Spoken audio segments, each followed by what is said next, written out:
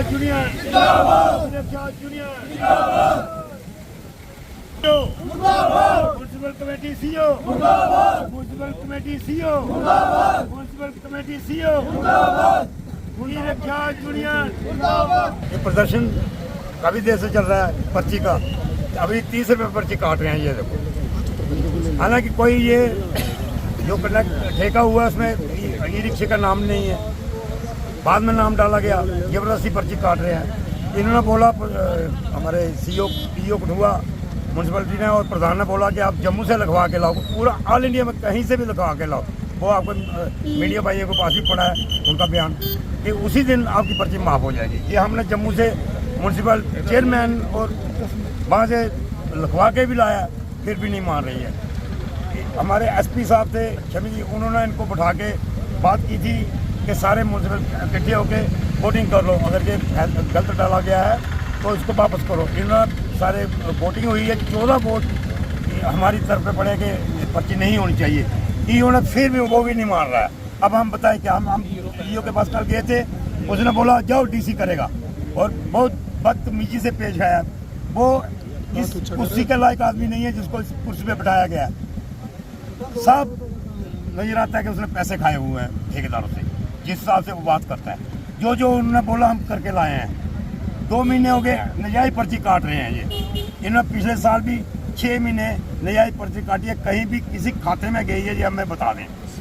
आज हम उन्होंने बोला कि डीसी साहब से मिले, अभी हम डीसी साहब से मिलने के लिए आए हैं।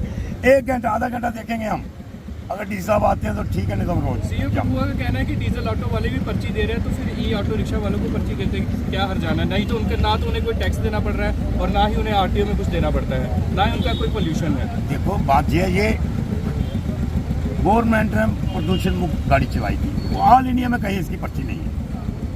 और सभी लोगों ने बैंक केस करा के, बेचारे गरीब लोग हैं, बैंक केस करा के लिए एक कोरोना के बाद बेचारे चला रहे हैं, रोजी रोटी कर रहे हैं।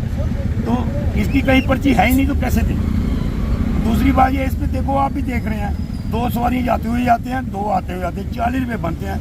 इनको 20 रुपये कैसे, 10 रुपये कैसे दे दें? हम फेरे के 10 रुपये बोल रहे हैं, वो कैसे दे देंगे? ये कहाँ जाएंगे?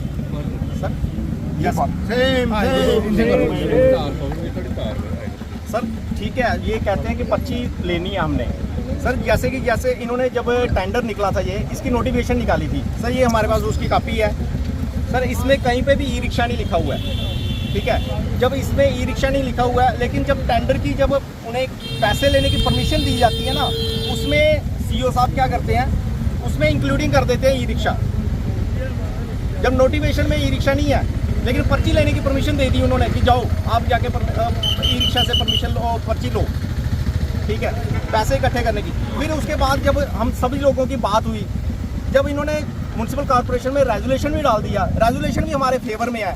सभी म्यूनसिपल कॉर्पोरेशन के जितने भी पार्षद हैं वो सभी चाहते हैं कि ये पर्ची जो है बंद कर दी जाए। उन्होंने जब रेजोल्यूशन भी डाल दिया, हमें उन्होंने एक रेजोल्यूशन की कॉपी भी दी।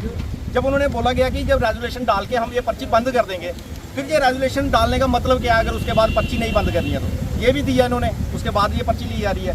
फिर इसके बाद इन्होंने हमें एक और बोल दिया कि आप अगर कहते हैं कि जम्मू में पर्ची नहीं है, वहाँ पे कॉरपोरेशन से हमें लेटर ले आइए, जो कि उसके बाद हम पर्ची माफ़ कर देंगे। सर ये हम लोग कॉरपोरेशन से लेटर भी ले आए, उसके बाद भी ये फिर से पर्ची लग रही है। सर आप ये बता दें कि ये चाहते क्या हैं?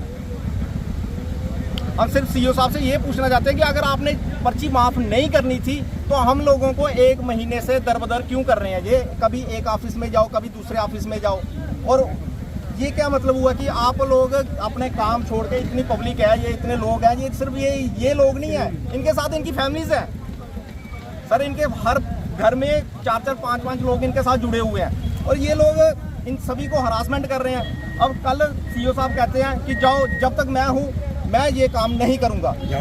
ये किसी भी अफसर का बोलने का तरीका नहीं है। अफसर को अगर कोई काम अगर उससे नहीं होता तो उसका सोल्यूशन बताया जाता है उस बंदे को कि भाई ये मैं नहीं कर सकता हूँ, अब ये काम ऐसे करवाओ।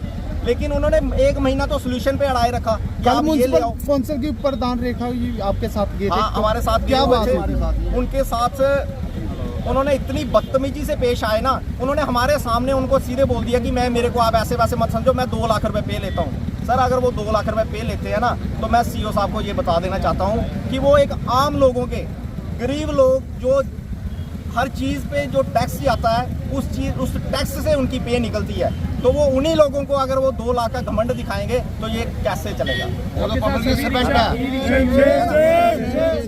आपके